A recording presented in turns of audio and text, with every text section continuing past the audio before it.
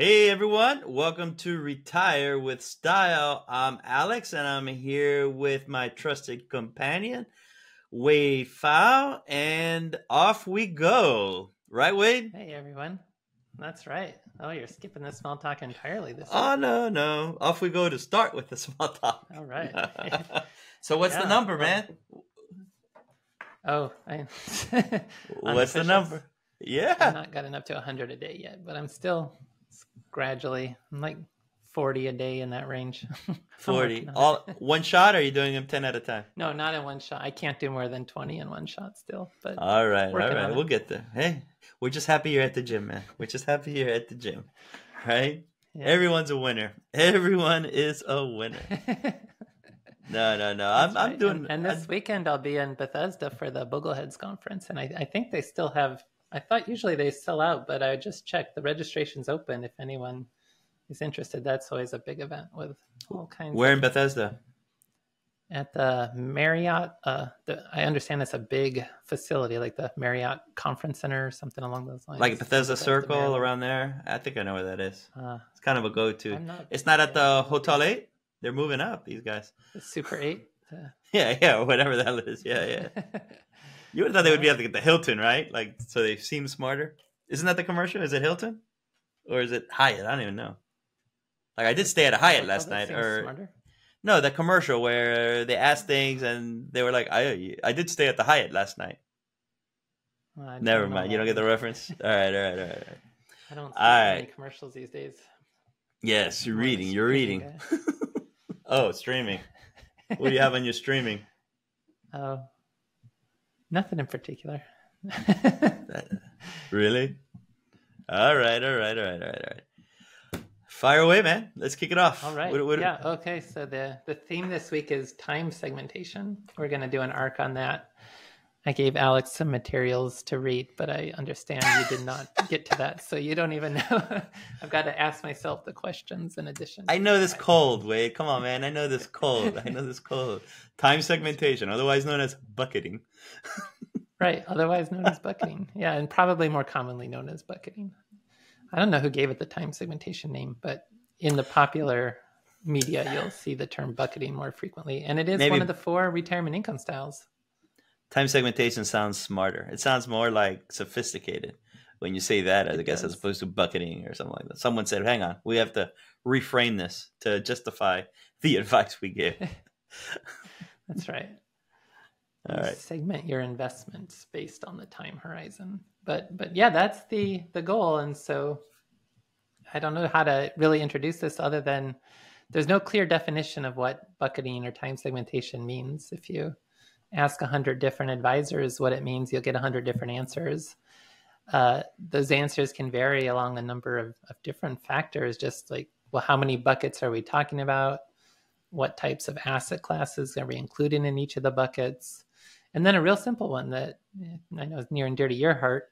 When we talk about the bond side, are we using bond funds for these buckets? Are we using individual bonds being held to maturity for these buckets? And then a big factor, and that's where a lot of these bucketing strategies kind of fall apart, is you need some clear mechanism for how you're going to replenish, how you're going to, as you spend money in the short-term bucket, how are you going to replenish that from the long-term buckets? And Jonathan Guyton, who's a critic of bucketing, wrote a column once where he said there's no there, that you talk about having all these buckets. It's really just a way to frame an asset allocation, but there's really nothing going on behind the scenes. And it's just it's some sort of framing type effort to think about asset allocation that doesn't really do anything. Oh, and we're just getting the dirty laundry out of the way, right? Yeah, but please listen, it'll change your life. Well, if your retirement income style is time segmentation, there we go. There can be something to it, certainly, and it's kind of funny because when we get into this, the approach I'll use to describe bucketing or time segmentation, it's the asset dedication approach that Stephen Huxley and J. Brent Burns developed. And frankly, they don't even think of themselves as time segmentation. I think because one of the rare cases where we're not 100% live, we are cutting back in here after we got completely thrown off by the emergency alert that everyone in the country received. But we can keep going Yeah, with I the episode. did something to our audio or something. Yeah, we had a little bit of a technical gaffe at the same time, and so we decided to pause and resume. But we were talking about, so asset dedication, they don't think of themselves as time segmentation. I think because they just don't want to be lumped in with all this kind of, it can get to be nonsense at some point with just, oh, there's all these buckets and what are we doing with it? But I think of them really as the Platonic ideal of time segmentation. So when I think of time segmentation, I think of asset dedication, and I'll really kind of use that framework in the episode today to explain what time segmentation is, so that Platonic ideal, I know, appeals to you, Alex, in terms of this is the true essence of what time segmentation is. And they call like it Bob. what they do. Bob loves that word. He's always saying Platonic. Yeah. But so what they call their own work is dedicated portfolio theory. And it's the same idea of what time segmentation is about. It's using assets based on what they were intended for, more so than, and this is the critique they would have of a total returns investing approach. That, I mean, let's just start with that. Like they critique risk tolerance questionnaires. I know you're not a big fan of risk tolerance questionnaires either, but the reason they critique a risk tolerance questionnaire is because it treats bonds as a less volatile version of stocks. You've got stocks and they're volatile. You've got bonds and they're volatile. You add bonds to the portfolio to try to reduce the overall volatility. But short-term market volatility, the whole idea of modern portfolio theory, is not really all that important to a household. For them, risk is just simply that you're not able to meet your financial goals. And so what does it mean to have a less volatile portfolio? If you're overfunded, your portfolio can be volatile and not necessarily be risky. If you're underfunded, you may have all your money in cash, but that's going to ensure you run out of money. And so you have a very risky portfolio. So they really try to move away from using volatility to measure risk and looking much more at using assets for their intended purpose. Bonds are fixed income assets. They provide a fixed income. You hold them to maturity to provide coupon payments and their face value at the maturity date. You know that in advance. Stocks are the growth asset. They're meant to provide growth. And so in a time segmentation model, you have bonds earmarked to cover short-term expenses so that you can focus on providing a runway for stocks to grow, so that you're not forced to necessarily sell from your stock portfolio in case there's a market downturn and so forth. You give your portfolio more time to recover before you have to dip into it. And so you're really using assets differently based on their intended purpose. Stocks to fund short-term expenses, bonds to fund short-term expenses, stocks to grow and provide a resource to help fund expenses over the longer term. It could also be cash that you have on the side. It doesn't necessarily have to be bonds or something like that. It could even be MIGAs. But two questions. Volatile or volatile? Volatile is what I say. Volatile. Okay, excellent. Back to our pronunciations. But you say volatility, not volatility. Right. Volatility, volatile. Okay, there we go. All right. The other piece is, how does this pertain to the RISA? Because I get it, right? But just for folks that are listening here, it's part of your style, and I agree. You can. There are a couple of things there, but in the RISA matrix, in the framework, where does time segmentation fit in, and what are those factors that they're pulling for? Yeah. So time segmentation is the upper left-hand quadrant. It's the safety first. You want contractual protections and optionality oriented. And I think you can get that sense with what I was saying before about how asset dedication describes the idea of bonds. You don't use bonds as a less volatile version of stocks like in a total return portfolio. You hold bonds to maturity. You get the contractual protections through the individual bonds to support those upcoming expenses. And then you get the optionality through the growth portfolio that's earmarked more for longer term expenses, but gives you the flexibility to make adjustments and changes and decide you want to change how much you want to spend and so forth. You have a lot more flexibility for that growth portfolio, but you're getting the contractual protections through the short-term buckets. Okay, and in true treating it as a big asset allocation mix. Gotcha. And then in true Jeopardy fashion, you gave the answer before. So why are these considered a behavior strategy? Why is this considered a behavior strategy? You were kind of alluding to it, but I want to make it just explicit. Well, yeah, I mean, in some sense, we usually think of the total return approach as the more rational strategy, that you invest for total returns, you can spend capital gains, you can spend principal, you can spend cash flows.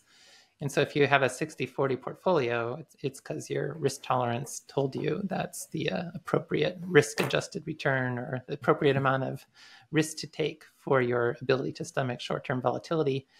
The reason, and maybe in some sense, that's the behavioral approach. I don't know. I guess if you're a time segmentation advocate, you might say it's the more rational approach.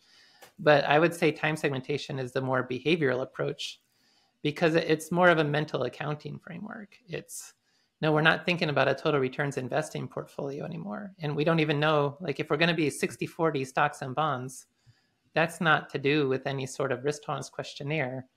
It's behavioral in the sense of, let's use our bonds to build short-term funding. And if I'm a more conservative investor, I just want a longer bond ladder, which means I'm going to have a higher bond allocation, but I'm not trying to target any particular asset allocation. And then also behaviorally, the idea is people tend to panic when there's a stock market. Have the next however many. People tend to panic when there's a stock market downturn, but if I know that I have however many years covered with bonds, then I don't have to panic and worry about my stocks. I have this window to let my stocks try to recover from any sort of market downturn before I'm forced to sell stocks. And then psychologically or behaviorally, that can help me stay the course, to not panic, to not sell my stocks after a market downturn, to move forward and to manage market volatility more successfully. So that's the kind of behavioral idea. You're not forced to sell your stocks, and that should make it easier for you to hold on to your stocks and not panic.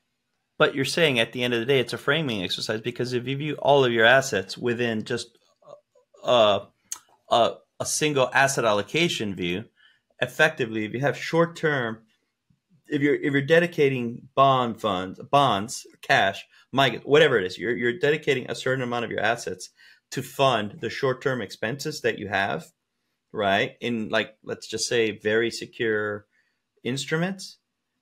As you use them up, what's happening in aggregate for your household is you're becoming more aggressive, because, okay, the first year bucket is depleted, right? The moment it gets depleted, you technically have less in stock to bonds, assuming that bonds was your financial instrument of choice.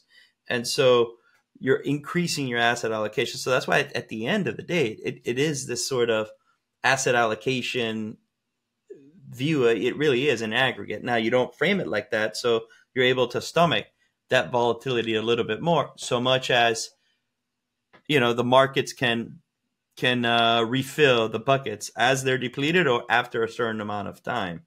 And that's the rub there. Now, wait, I will say this.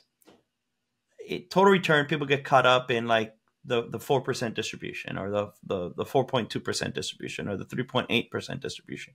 And they find this, they think that there's this search for what's the perfect distribution.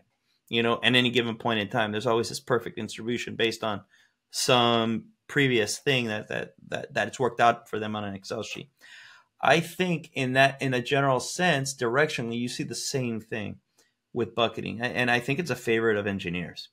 I mean, total return is, but bucketing is a favorite of engineers too, because they create these layers of safety upon safety.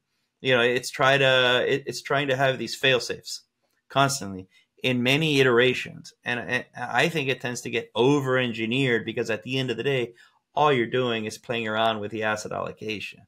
You're not really changing, and you can't immunize yourself from this. But they create all these different layers. It's almost like they're playing a game of tower defense video games.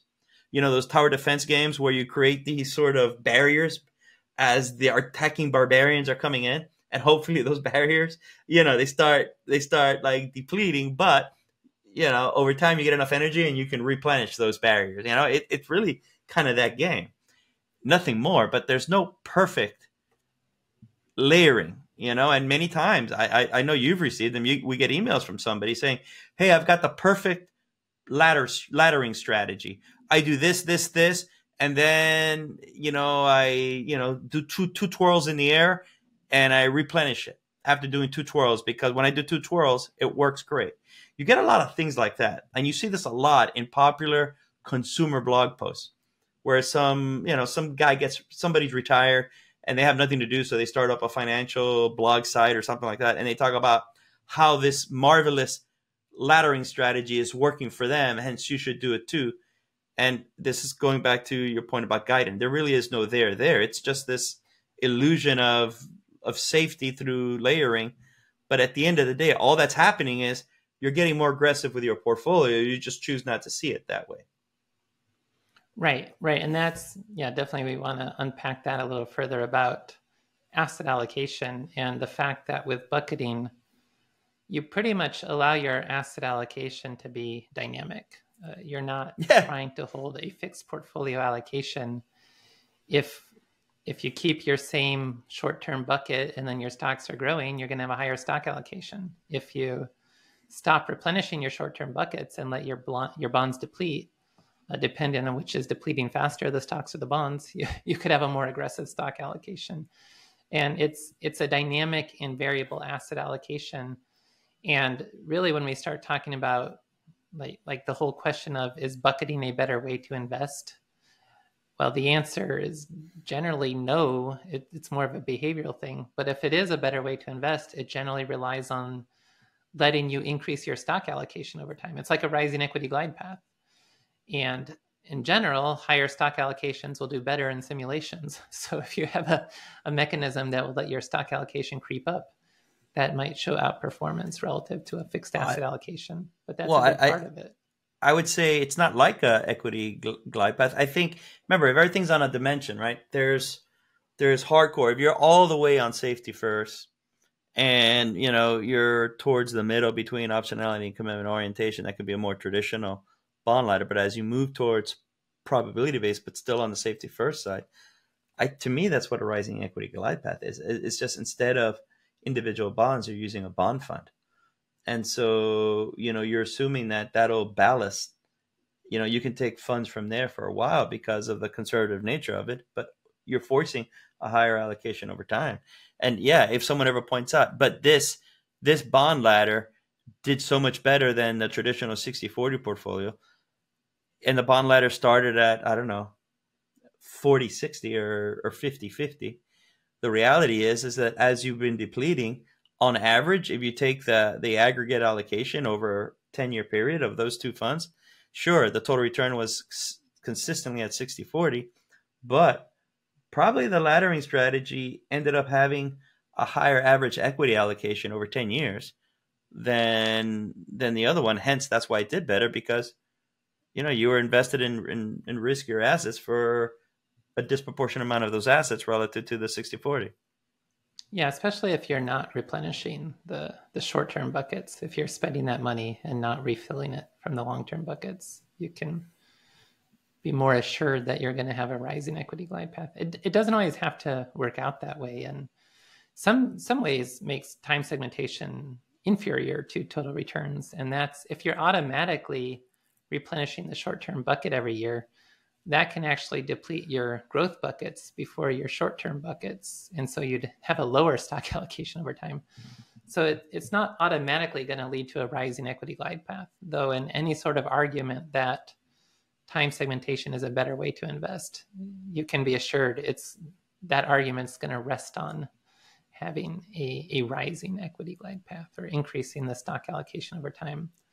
And to like the asset dedication folks, that's okay. They disagree with risk tolerance questionnaires. They disagree with having a static total returns asset allocation. It's back to that point about bonds are meant to fund expenses, stocks are meant to provide growth. So you don't choose your asset allocation up like before the fact. Is your asset allocation falls out of, well, if I want an 8-year bond ladder, how much bonds will it take to do that? And then the rest can go into stocks. There's my asset allocation. I don't really care in advance what that's going to be. It's chosen more based on what I wanted to fund with my short-term buckets than it is based on any sort of desire to have a particular stock bond allocation. And they're not too stingy about the equity simply because if you've earmarked 8 years of assets, to fund your retirement income needs, well, mazel tov, right? More power to you that you can do that. But after, they're not too worried because they would be like, yeah, put the rest in the markets because you already have 8 years of assets, dedicated, accounted for, if you will, to cut yourself a check. So the little bit of leap of faith is surely by then, after 8 years, if there was a market downturn, it would have recovered. There is this. That's why it's a little bit of a behavioral thing, because you're just assuming that, okay, the markets will recover, and then when it's time to replenish, I think 8 years is a good number to give them to be able to dip back into the equity markets and pour the surplus into the buckets again. Yeah, and that's where there's definitely a strong emphasis on this idea of stocks for the long run, because I think for most advocates of bucketing, there's a pretty strong faith that the stock market will recover by the time you're forced to sell from it. And you can really even see that reflected in asset dedication. They've actually, one of the terms they developed is the equity yield curve, where they just look at, based on different investing horizons, what asset allocations give you the best performing worst case scenario. You want to like maximize the minimum or the best outcome in the worst case scenario based on time horizon. And if it's a short horizon, just a couple of years, usually bonds are going to give you the best performance in the worst case scenario, because stocks are quite exposed to significant losses in the short term. But once you start getting past 10 or 15 or even 20 or beyond years, the least risky, based on this sort of analysis, like the best performing allocation in the worst case scenario, can get pretty aggressive. And they talk about, like, at the longer end of their equity yield curve in that 25, 30-year range, we may be talking about like emerging market funds, small cap value, asset classes that are generally thought to have high expected returns, but high volatility over extremely long time horizons may give you a better worst case performance than anything else. And so there really is this sense of, we want to have as much in stocks as possible. The only constraint on that is that need to build those short-term buckets. And because we're relatively confident in the stock market, we'd like to have those short-term buckets not be filled with too much. But that's, again, back to, if you're a more conservative investor, instead of having 3 years of expenses covered in your bucket, you might have 8 years or 10 years. And that's how you get the higher bond allocation. But ultimately, bonds are a burden. You don't want them. You really want to have stocks, because over longer holding periods, in this mindset, you're going to feel comfortable that you'll get a better investment performance from those stocks. And you have a significantly long enough holding period to be able to take advantage and capitalize on that. And you're not really worried about the risk that stocks underperform over that longer time horizon.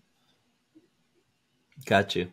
And if I'm just trying to think about the general assumptions in the bond ladder in terms of thinking of their questions in somebody's head.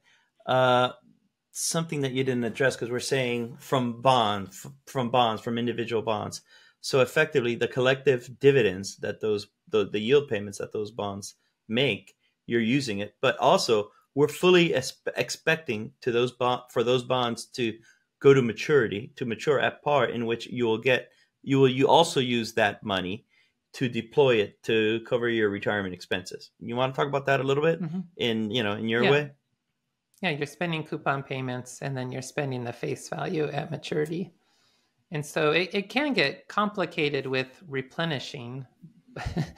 So you don't necessarily need the full spending amount for that final bucket or that final year of spending if you're pretty sure you're going to replenish before then. But without the replenishing, you just work backwards. If I want to build an 8-year bond ladder, I first buy enough of the 8-year maturity that its face value and coupon payment in that final year is going to cover my expenses for that year. Then I go to year 7 and I can deduct the 8-year bond's coupon payment from what I need in year 7, and then just buy enough 7-year bond to fill that gap. And then in year 6, I've got 2 coupon payments already coming in, so I don't need as much bond in year 6, but I buy enough bond to fill the remaining gap, and you work your way back to the present. I'm also assuming here Because if you think about the trade-offs that you're making with risk and return, I'm assuming you're not striving for yield. You're not hunting for the highest yield possible. You're just, when we're talking individual bond funds, keep in mind, I don't think in my head, and Wade, correct me if I'm wrong, I just want you to say it though, we're not saying buy Carnival Cruise Line, 10-year bonds at whatever 9%, versus the U.S. Treasury at whatever 6%. You're not. We're assuming that these are as close to AAA risk free that you can get, like government style. We're not thinking high yield corporates in the slightest. But I don't want to speak for you.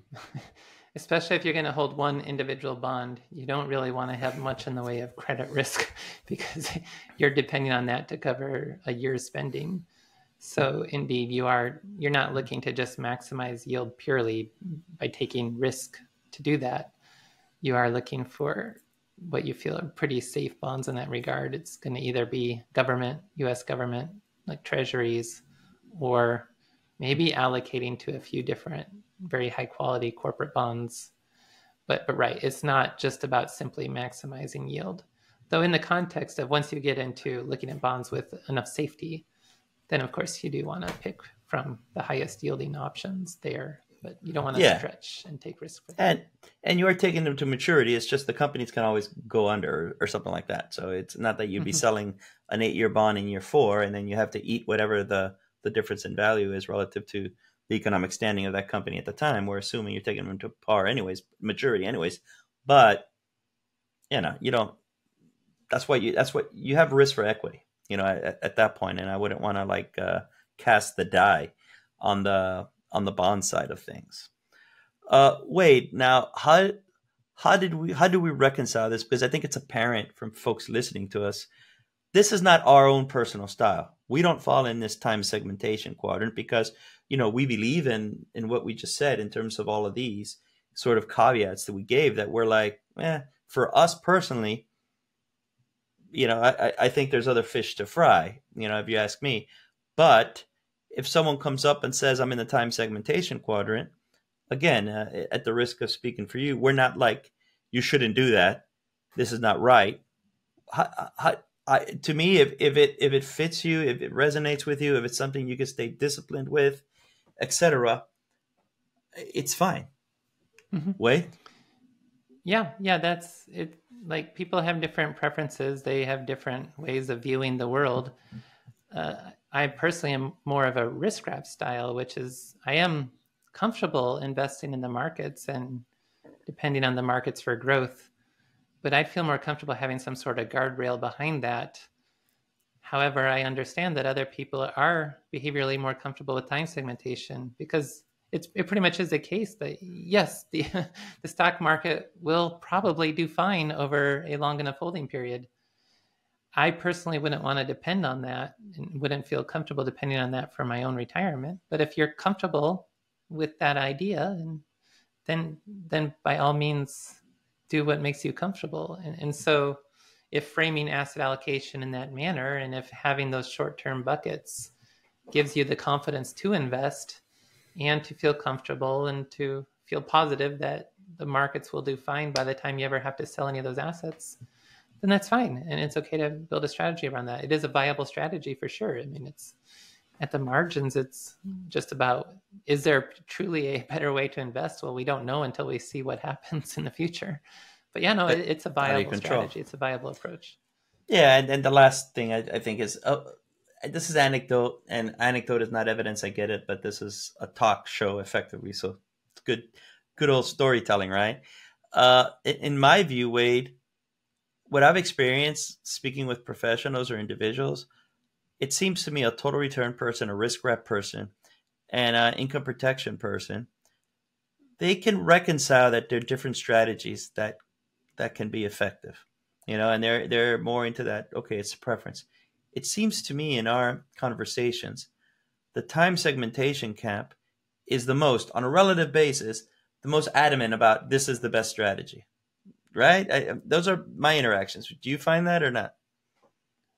Yeah, I think I know where you're coming from with that. Certainly, every style has its adherents who think it's the best and everyone should use it. But no, I know what you mean. You'll see in the time segmentation crowd efforts to apply, like everyone, I mean, well, there's this whole idea that time segmentation is somehow a superior way to invest. It's not, but I know where you're coming from, because there are definitely people who express that sort of opinion. Yeah, they're talking to us and we just nod because we don't want to go into like a 20-minute, not so fast, kind of discussion.